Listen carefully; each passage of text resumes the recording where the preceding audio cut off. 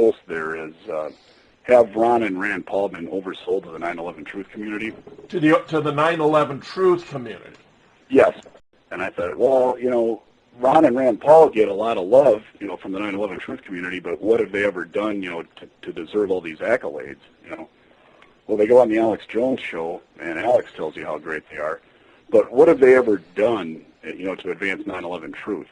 The politicians who denounce the TSA, the NSA, and the Federal Reserve while promoting civil liberties is very small.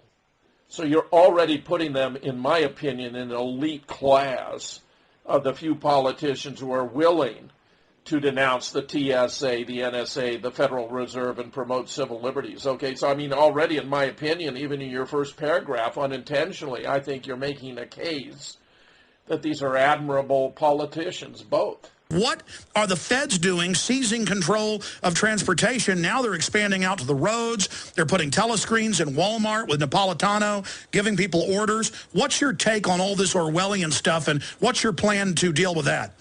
Well, I think it's amazing that after 10 years, we still don't have a frequent flyer plan. It just shows you the incompetence of the federal government that, my father flies twice a week. My brother-in-law flies 3 or 4 times a week.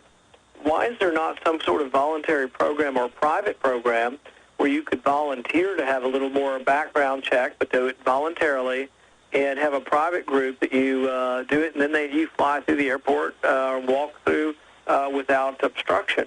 There's no reason why this couldn't be done, except for the government does not seem to be able to do anything in a logical fashion. And so instead of saying, well, let's investigate certain people who are flying in from certain countries, most of the danger, I think, at risk on the planes is people coming from other countries.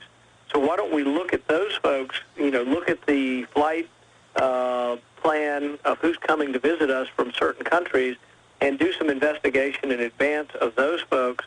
But I think we're wasting time on the millions and millions of Americans who aren't a threat. And when you waste so much time on those people, you don't have enough time to spend on the people who truly are a threat. Well, Senator Rand Paul joining us live, only a minute or two left. They know that the American people aren't the threat, but the MIAC and Homeland Security report, again, your father, it said if you have a Ron Paul sticker, that's the enemy. Returning veterans, it was in the news yesterday that TSA's harassing our returning troops. You're being diplomatic, and I respect that, but what do you, in your gut, do you agree that this is just a federal power grab and they want to train us, normal citizens, to basically submit like we're criminals in a prison?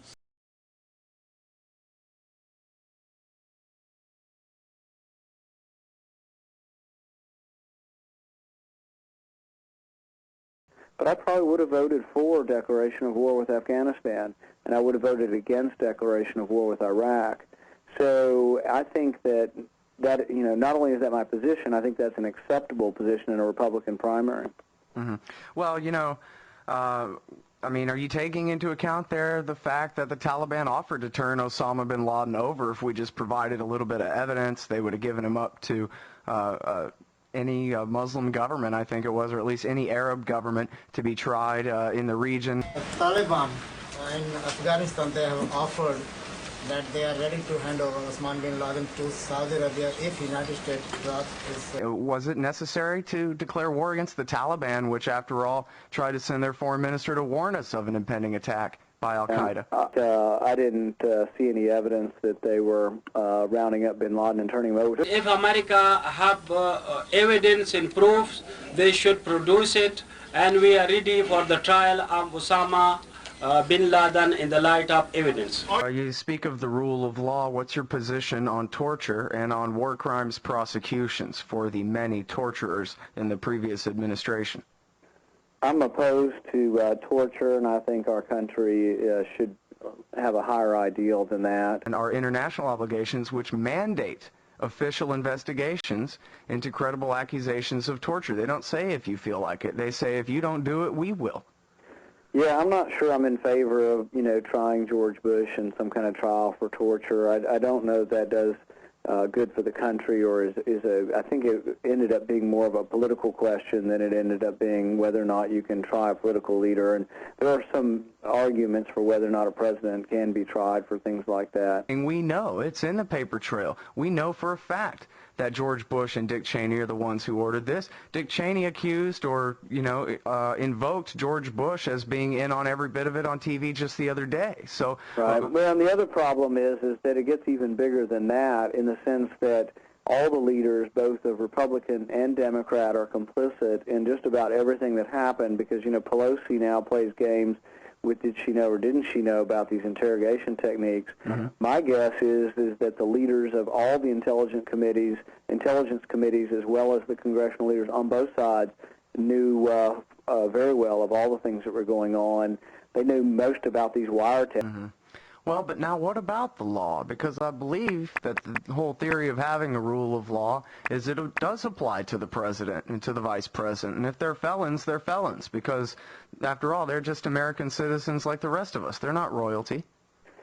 Right, but I think there are also some questions that blur the line between being political questions and criminal questions, and that's a difficult one. We had the same question with Nixon, when he left and Nixon was finally pardoned, and people faulted Ford for doing the pardoning, but in the end, was it good for the country to move forward?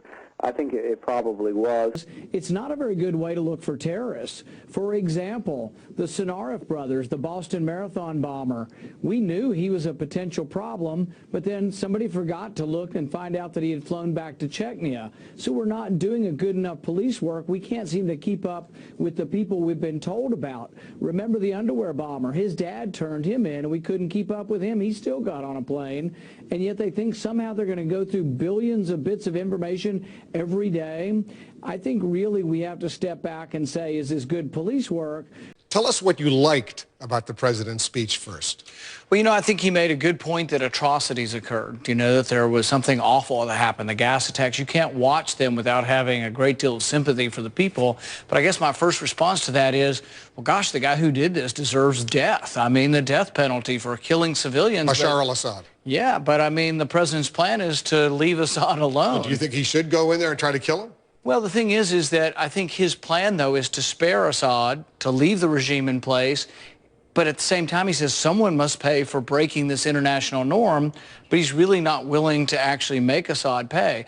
I think Assad can't remain there. Targeted assassination? Well, I'm not really saying that. What I'm arguing is that what the president has planned is not going to accomplish what he says he's going to accomplish, which is to punish Assad for this.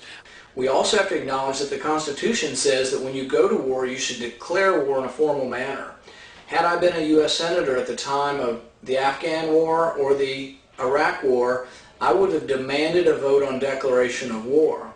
With regard to the Afghanistan War, I would have voted in favor. I think there was sufficient evidence to show that the camps there that were training terrorists did have something to do with 9/11, and that we were very justified in retaliating after 9/11. I've heard the hype that if Rand Paul got elected, he'd blow the lid off 9/11. Really? Yeah. I have my doubts. I thought that's all I would say. I think there was sufficient evidence to show that the camps there that were training terrorists did have something to do with 9/11, and that we were very justified in retaliating after 9/11. Well, and I thought if Obama got elected, he'd get rid of the Patriot Act. I never thought that. I sure did. I'll just tell you, man, I was conned by this guy who I now regard as a master political swindler. Well, and Ron Paul is even maybe he's on that same level of swindler. It's just I'll just say, just to be up front and candid, I don't believe that for a second. Ron Paul is even maybe he's on that same level of swindler. It's just I'll just say, just to be up front and candid, I don't believe that for a second.